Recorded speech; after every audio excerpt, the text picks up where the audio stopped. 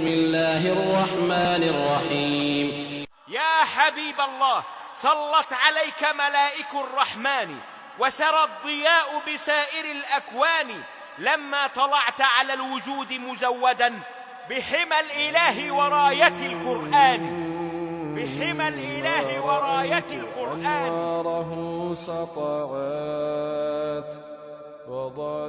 أعطى كفار قريش الشاعر حسان بن ثابت مبلغا من المال، وذلك قبل إسلامه، ليهجو به النبي صلى الله عليه وسلم. فوقف حسان على ربوة ينتظر رسول الله صلى الله عليه وسلم أن يأتي لينظر إلى صفة من صفاته ليهجوه بها. ومر الحبيب المصطفى صلى الله عليه وسلم، مر جميل الشيم، مر مصباح الظلم، مر جميل الشيم، مر مصباح الظلم في جسم من القمر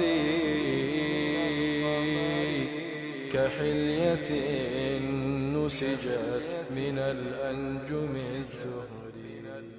فلما رأى حسان النبي صلى الله عليه وسلم وقد أشرق بطلعته البهية وأنواره السنية، قذف الله عز وجل النور في قلبه، فانشرح صدره، استنار وجهه، رجع إلى القوم ورد لهم المال.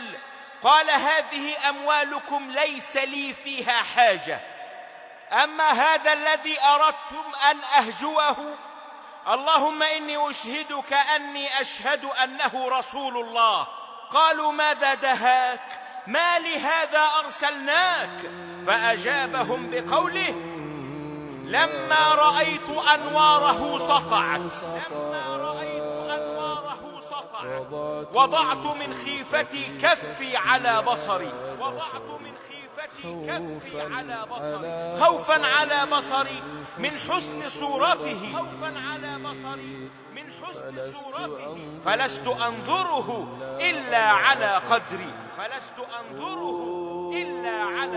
روح من النور في جسم من القمر، كحلية نسجت من الأنجم الزهري، من الأنجم الزهري. لما رأيت أنواره سطعت، وضعت من خيفتي كفي على بصري، خوفا على بصري من حسن صورته، فلست أنظره إلا على قدري.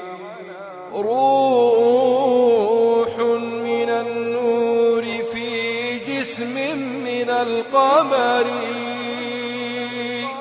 كحلية نسجت من الأنجم الزهري. هكذا النبي صلى الله عليه وسلم، نور على نور يأخذ بالألباب والقلوب. أراد حسان أن يسبه ويهجوه، فلما رآه أحبه ومدحه.